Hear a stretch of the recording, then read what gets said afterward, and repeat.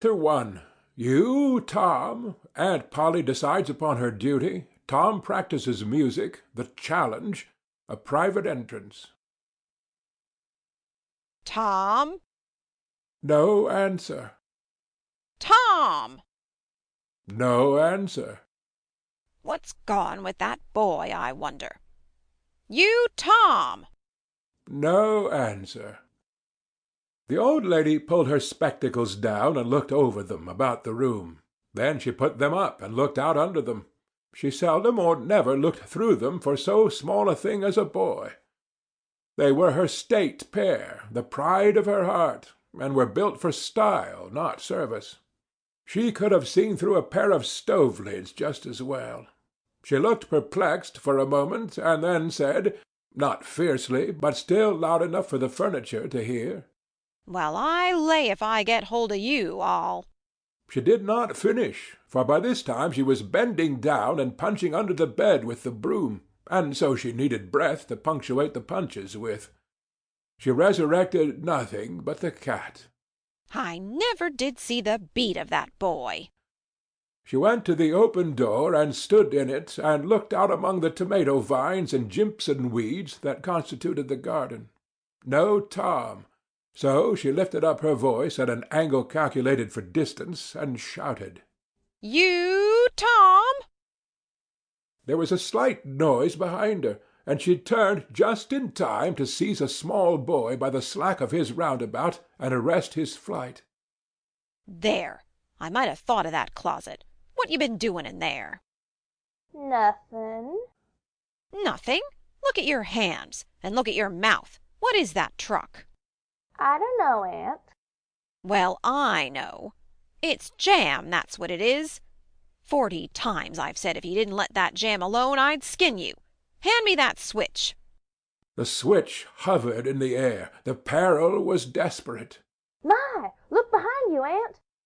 The old lady whirled round and snatched her skirts out of danger. The lad fled on the instant, scrambled up the high board fence, and disappeared over it. His Aunt Polly stood surprised a moment, and then broke into a gentle laugh. Hang the boy! Can't I never learn anything? Ain't he played me tricks enough like that for me to be looking out for him by this time? But old fools is the biggest fools there is. Can't learn an old dog new tricks, as the saying is. But my goodness, he never plays them alike 2 days, and how is a body to know what's comin'?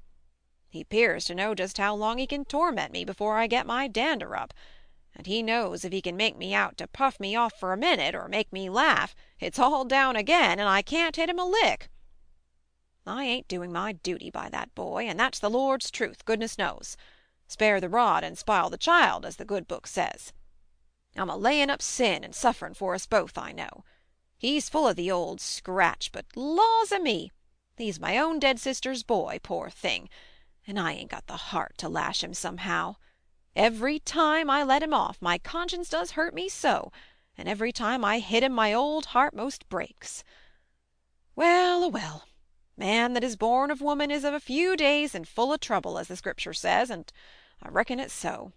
He'll play hookey this evening, and I'll just be obleeged to make him work to-morrow to punish him. It's mighty hard to make him work Saturdays when all the boys is having holiday, but he hates work more than he hates anything else, and I've got to do some of my duty by him, or I'll be the ruination of the child. Tom did play hookey, and he had a very good time. He got back home barely in season to help Jim, the small colored boy, saw next day's wood and split the kindlings before supper. At least he was there in time to tell his adventures to Jim, while Jim did 3/4 of the work. Tom's younger brother, or rather half-brother, Sid, was already through with his part of the work, picking up chips, for he was a quiet boy and had no adventurous, troublesome ways. While Tom was eating his supper, and stealing sugar as opportunity offered, Aunt Polly asked him questions that were full of guile and very deep, for she wanted to trap him into damaging revealments.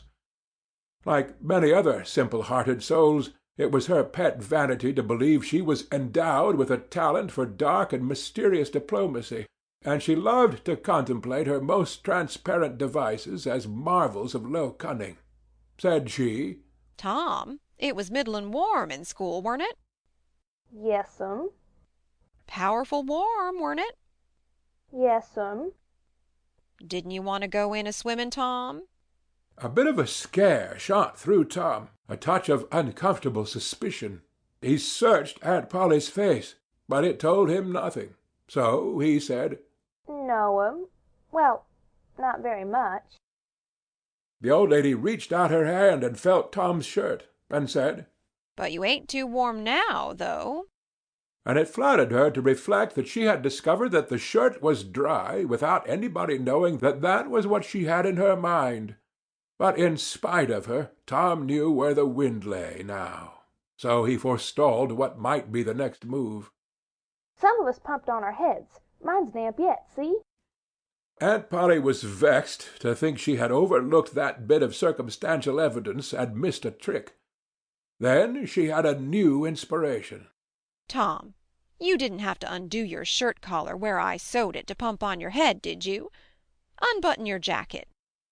The trouble vanished out of Tom's face. He opened his jacket. His shirt collar was securely sewed. "Bother! Well, go 'long with you. I'd made sure you'd played hookey and been a-swimmin'. But I forgive you, Tom. I reckon you're a kind of a singed cat, as the saying is. Better'n you look. This time." She was half sorry her sagacity had miscarried, and half glad that Tom had stumbled into obedient conduct for once. But Sidney said, "Well, now, if I didn't think you sewed his collar with white thread, but it's black." "Why, I did sew it with white. Tom!" But Tom did not wait for the rest. As he went out at the door, he said, Siddy, I'll lick you for that. In a safe place, Tom examined 2 large needles which were thrust into the lapels of his jacket, and had thread bound about them. One needle carried white thread, and the other black.